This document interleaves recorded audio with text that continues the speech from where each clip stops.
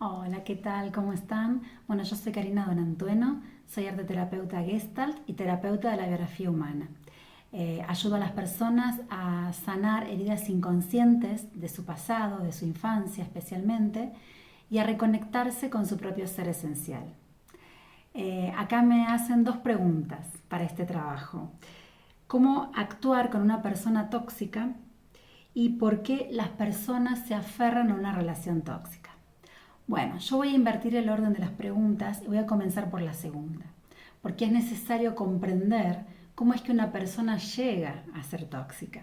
Nosotros los seres humanos no nacemos tóxicos o con patologías, sino que más bien vamos desarrollando determinadas características y toxicidad, ¿no? o problemas psicológicos a medida que vamos creciendo, ¿no? Esto tiene mucho que ver con los vínculos que hemos formado en nuestra infancia con nuestra persona maternante, con nuestra persona adulta de referencia.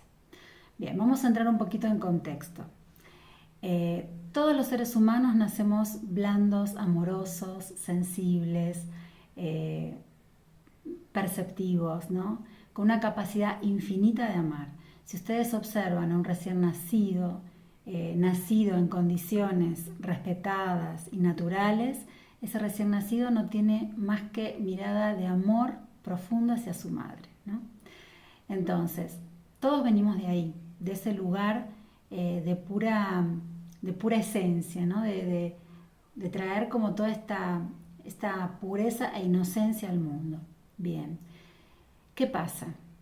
A medida que vamos creciendo, nosotros vamos incorporando un montón de mandatos, de creencias, de juicios, de palabras, introyectos que llamamos en la Gestalt, que los vamos haciendo como propios.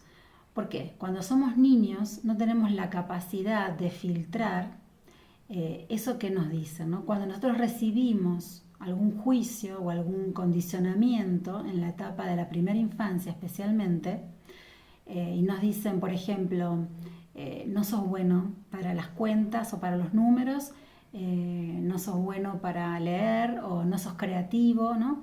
Todo eso que nos van diciendo de niños, nosotros no tenemos un filtro intelectual en donde poder racionalizar eso que nos dicen, ¿no? No podemos discernir, no, esto que me está diciendo esta persona tiene que ver con su propia historia y no tanto conmigo, porque yo, aunque tarde en hacer una cuenta, la puedo hacer. Entonces sí tengo capacidad para los números.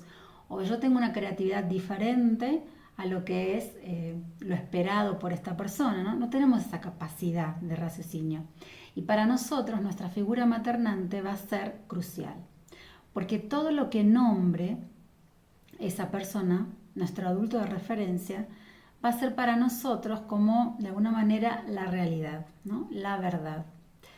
Es decir, nosotros necesitamos tener un apego hacia una persona adulta, que generalmente esa persona de referencia va a ser nuestra madre, pero a veces puede ser una abuela o un padre, pero la gran mayoría de las veces va a ser nuestra mamá, o la figura que haga como de mamá. Entonces, nosotros vamos primero a intentar merecer el amor de esta mamá, ¿no? Como seres humanos necesitamos imperiosamente de los cuidados de un adulto para sobrevivir. Entonces, lo único que conocemos al nacer es a esa madre, porque hemos estado en su vientre y porque conocemos su voz, su corazón, sus latidos. Entonces vamos a esperar que al nacer esté esa mamá esperándonos. Nosotros vamos a sentir que nadie más en el mundo nos va a cuidar y a proteger y a amparar como esa mamá, porque por una cuestión biológica, de especie de mamíferos que somos, nosotros nacemos y esperamos ese contacto piel con piel, esa leche, ¿no?, que nos puede dar esa madre para nutrirnos, no solo físicamente, sino también emocionalmente. Está comprobado que un bebé que es alimentado y que no le falte nada en lo operativo y en lo material y físico, si no recibe también una nutrición emocional, se muere. Entonces, no es solamente el alimento físico, sino también esa nutrición y ese contacto y sobre todo esa mirada que nos puede dar esa mamá o esa figura maternante. A medida que crecemos, no siempre casi, yo diría, en la gran mayoría de los casos, estas mamás tienen como esa capacidad amorosa y disponibilidad de presencia y de mirada que los seres humanos pequeños necesitamos. Porque ¿qué pasa? A diferencia de los mamíferos, digamos de los animales mamíferos, nosotros como mamíferos y además seres humanos nacemos incompletos. Entonces no pasan, por lo menos tienen que pasar 9 meses para que podamos gatear y acercarnos al alimento, ¿no? O sea, acercarnos a nuestra mamá o a un biberón, en definitiva. Pero nacemos incompletos. No somos como, por ejemplo, los caballos que apenas nacen ya se pueden parar y correr y andar y propiciarse de su alimento. Los bebés de seres humanos necesitamos sí o sí de un adulto que nos provea de esos cuidados. Entonces, vamos a desarrollar una capacidad infinita de agradar, de complacer a estos adultos. Entonces, cuando estos adultos no pueden estar al servicio nuestro, sobre todo emocionalmente hablando, nosotros vamos a estar muy atentos y muy calculando qué es necesario hacer para encajar en esta familia, ¿no? En este clan, o para agradar a esta mamá para que nos quiera y nos cuide y nos proteja. Esto es muy inconsciente, no es un mecanismo hecho a propósito, porque de hecho un bebé no tiene una capacidad intelectual de poder decir voy a hacer esto a propósito, sino que es algo instintivo, ¿no? Yo tengo que agradar a esta mamá y esta mamá supuestamente me va a cuidar más que a nadie en el mundo. Bien, a medida que vamos creciendo, según cómo hemos recibido esos cuidados y esa nutrición afectiva, nosotros vamos a entender que el amor es como el vínculo que hemos ido desarrollando con esa mamá. Entonces, si mamá era una persona que estaba siempre disponible, siempre en presencia, siempre mirando y atendiendo, o organizando las cosas para que yo siempre reciba esa atención, ese afecto y ese cuidado, entonces yo voy a ir creciendo entendiendo que el amor es justamente recibir algo afectivo, amoroso, calentito, blandito, y cuando crezca y esté tan colmado de todo eso que he recibido, voy a tener la capacidad como adulto de dar y ofrecer al otro algo, ¿no? Que el verdadero amor es ese, ¿no? Estoy con esta persona porque quiero darle algo, porque quiero ofrecerle, porque siento, ¿no? Brindarle amor. Generalmente, cuando somos niños, esto no es posible. Estas madres o están muy infantilizadas o están a su vez muy necesitadas de amor, de afecto, o a su vez vienen también de infancias muy difíciles, con vínculos tóxicos o vínculos dependientes, en donde todavía están ellas mismas necesitando recibir. Entonces no tienen esta capacidad de dar completamente. Entonces, ¿qué pasa? Nosotros vamos a ir desarrollando mecanismos de supervivencia, es decir, lo que les decía antes, ¿no? Vamos a intentar agradar y complacer a esta mamá con tal de ser amados y protegidos por ella. Y ahí es donde se alteran los roles, ¿no? Donde yo quizás en vez de recibir estoy tratando de encajar. Y en ese tratar de encajar voy a tener que reprimir un montón de aspectos míos con tal de que mamá me apruebe, mamá me acepte, mamá me quiera. Entonces, en vez de desplegar todo mi ser esencial y toda mi personalidad, voy a empezar a comprender qué necesita mamá. Si mamá necesita que yo esté quieta, pero yo soy muy motriz, con mucha energía, voy a empezar a reprimir esa energía y a quedarme quieta para mamá. Si mamá necesita que yo sea obediente, que no pregunte, que no proteste, voy a ir aprendiendo esto. Obviamente que al principio me voy a resistir y voy a insistir, pero prontamente voy a ir comprendiendo que en esta casa o que en esta relación, para ser amado, tengo que hacer determinadas cosas. El amor no es incondicional, como debería serlo, ¿no? A ver, ¿que mamá es culpable? No, mamá no es culpable. Mamá es responsable como adulta de nuestros cuidados y de nuestra nutrición física y emocional. Pero como les decía, a su vez mamá viene de una historia muy difícil, de una infancia en donde no ha sido satisfecha totalmente, y esto es lo que también de alguna forma va a reproducir. Entonces, nosotros vamos a ir aprendiendo, como les decía, a medida que crecemos, mecanismos de supervivencia, es decir, reprimiendo aspectos nuestros, reprimiendo muchas partes de nuestra personalidad y destacando aquellos aspectos, aquellos talentos que sí son mencionados, aceptados y esperados, ¿no? por mamá. Entonces, si esta mamá tenía una forma tóxica, ¿no? O una forma donde nos enseñaba como esta dependencia, ¿no? Esta confusión, ¿no? Esta fusión como de mucha dependencia o de mucha violencia también a veces para mantener un vínculo, para como que sea vinculado así con nosotros, nosotros vamos a entender a medida que crecemos que eso es el amor, ¿no? Vamos a ir tomando una idea errónea de lo que es el amor, porque como les decía, en nuestra infancia lo más importante es este vínculo y es el primer vínculo amoroso que tenemos, el vínculo con mamá. Entonces después vamos a ir creyendo que eso es el amor y a medida que crecemos vamos a ir buscando personas para vincularnos que reproduzcan esto que hemos tenido con mamá de alguna manera. Pasa que ese vínculo no lo tenemos tan consciente con nuestra madre. Porque ¿qué pasa? ¿Qué es lo que vamos a recordar nosotros de la infancia? Nosotros vamos a recordar lo que ha sido nombrado por esta figura maternante. Es decir, si mamá tenía una forma de violencia o de toxicidad en el vínculo con nosotros, pero mamá no lo nombra y nombra todo lo que papá sí hacía o todo lo violento visiblemente que era papá, yo de grande voy a recordar la violencia de papá, pero no voy a ser consciente de la violencia más invisible que ejercía mamá. Entonces muchas veces tenemos mamás que se victimizan a sí mismas, responsabilizándolo a papá por todas las desgracias que hemos vivido. Entonces nosotros vamos a crecer con esta mirada hacia mi historia. Voy a recordar esto de mi historia, pero voy a reprimir, voy a tener muy inconsciente un montón de vivencias y de recuerdos en donde mamá era quizás también violenta o manipuladora y quizás mi vínculo personal con mi papá no era tan malo.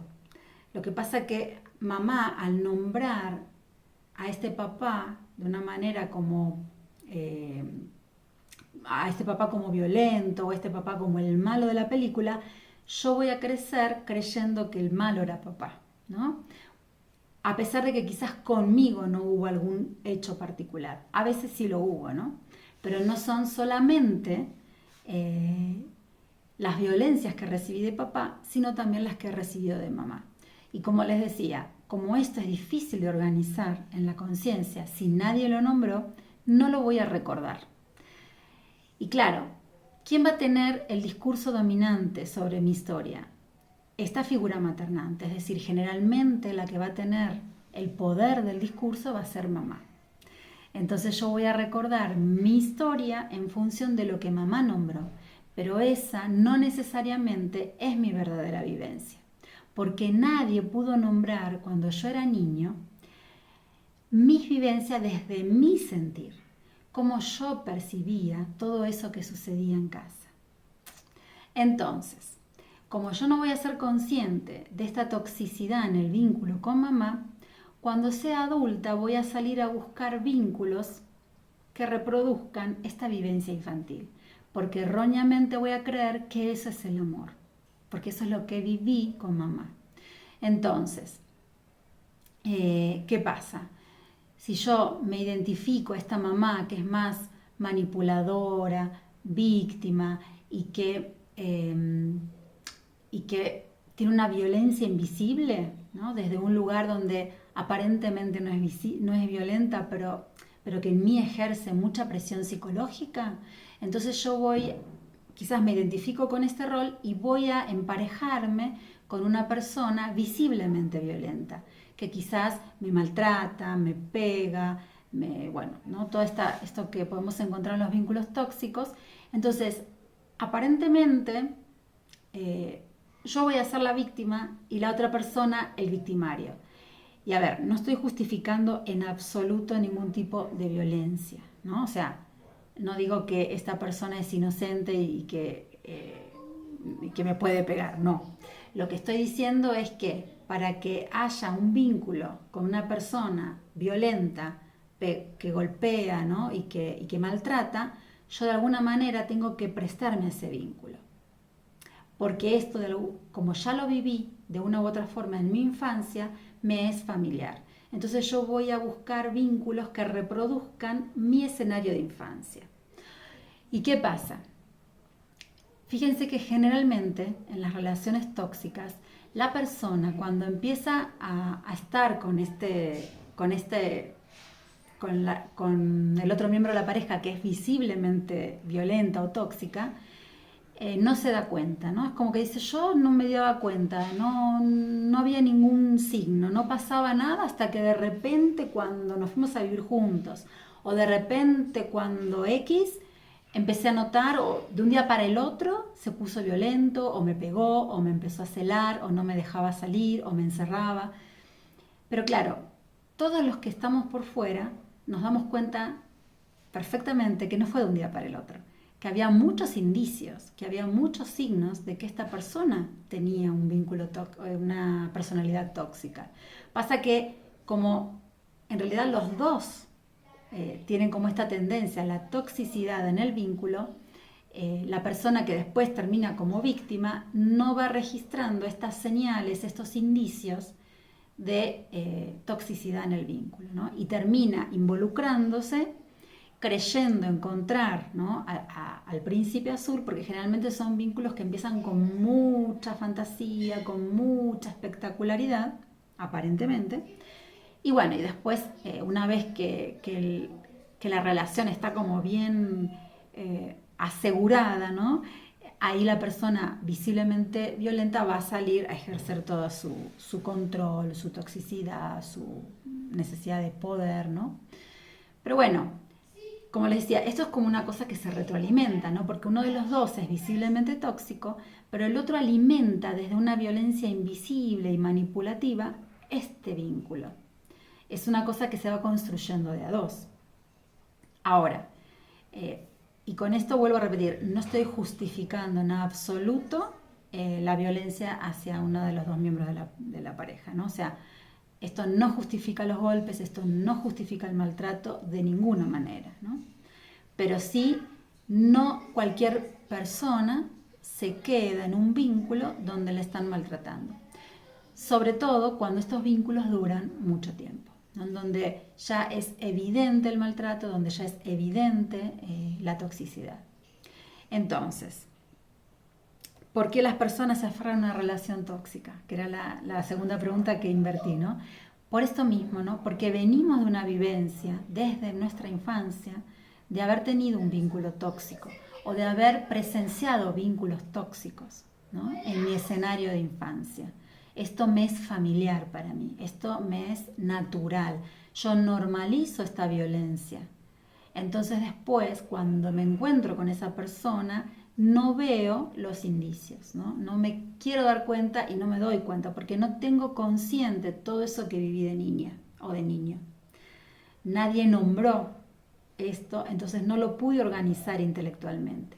Pero cuando después vamos a un terapeuta entrenado en ver las verdaderas vivencias que hemos tenido en la infancia, más allá de lo que el consultante nos cuenta, podemos, ¿no?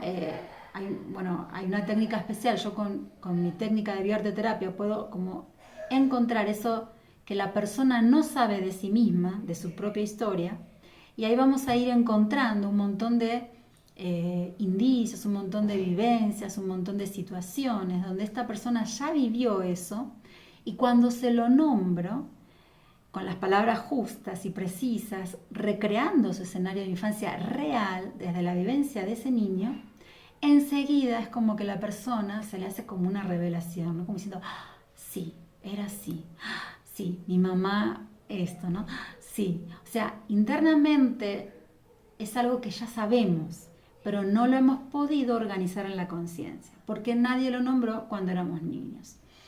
Entonces, necesitamos de alguien que nos nombre esto, que nos haga visible estas vivencias de la infancia para poder comprender por qué hoy nos pasan, los problemas que nos pasan, los conflictos, o por qué nos vinculamos con una persona tóxica y nos aferramos a ese vínculo.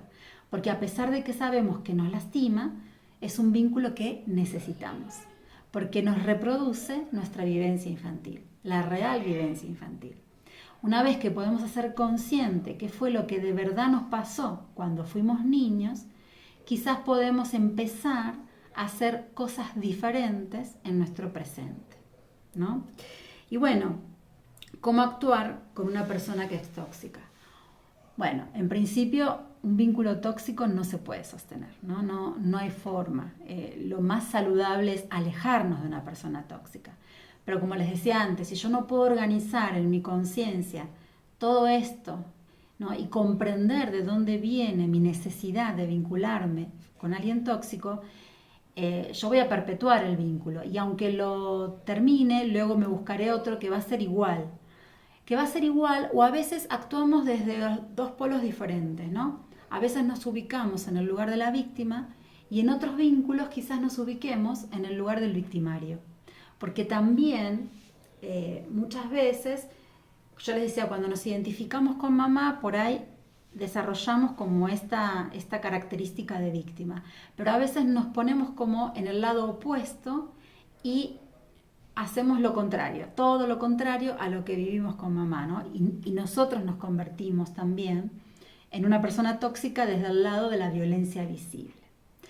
Pero en un vínculo tóxico se necesitan dos personas tóxicas, ¿no? Una que es visiblemente violenta y otra que es más manipuladora, más invisiblemente violenta.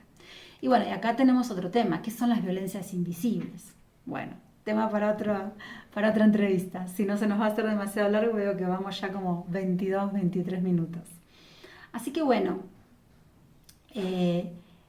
esto tiene mucho que ver con nuestra infancia. Las personas no nacemos tóxicas, nos vamos intoxicando en nuestro escenario de infancia, en nuestro entorno en la infancia, ¿no? Como nadie nos hace de testigo, nadie nos nombra nuestra vivencia y nuestro sufrimiento y nuestro sentir real de nuestra infancia, no lo podemos organizar en la conciencia y vamos a crecer creyendo el discurso materno, ¿no? Tomando el discurso engañado de mamá. ¿Por qué engañado? Porque eso es lo que mamá sentía, eso es lo que mamá vivía desde su propia mirada. Pero acá nos está faltando como ver el escenario completo, ¿no? Nosotros crecemos con una mirada parcializada de nuestra historia, pero no tenemos como la mirada objetiva de todo el contexto. Entonces, cuando alguien nos puede poner en palabras todo ese contexto real, completo, desde el punto de vista de todos los actores, ¿no? Mamá, papá, la abuela, el tío, los que estuvieran en casa, y especialmente desde el sentir de mi propia niña o de mi propio niño, entonces ahí empezamos a darnos cuenta y a comprender y a desenmascarar un montón de situaciones que nos permiten comprender por qué hoy en día necesitamos aferrarnos a una persona tóxica.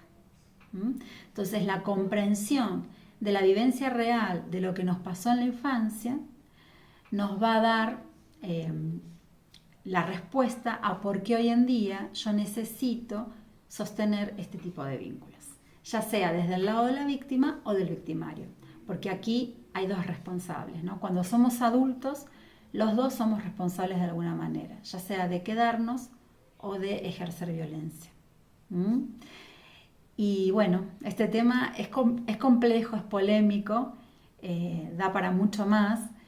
Cualquier cosa, después de ver este video, si tienen más dudas, más preguntas, para ampliar un poquito más, porque bueno, a veces cuando no estamos familiarizados con esta mirada o este punto de vista sobre los vínculos tóxicos, cuesta comprender y poder también no solidarizarse, o sea, solidarizarse está bien, pero no ponernos del lado de la víctima, ¿no? Claro que hay que solidarizarse y claro que hay que proteger y cuidar a la persona que queda como más vulnerable, ¿no? Porque digamos que el que es visiblemente violento, sabemos que muchas veces hasta puede llegar a matar a la persona, ¿no? A la víctima. Entonces, claro que hay que protegerla, claro que hay que solidarizarse, pero hay que ayudarla también a los dos y también a la persona víctima a salir como de ese circuito de vínculo, de toxicidad, ¿no? De vincularse siempre desde la toxicidad, a ambos, ¿no?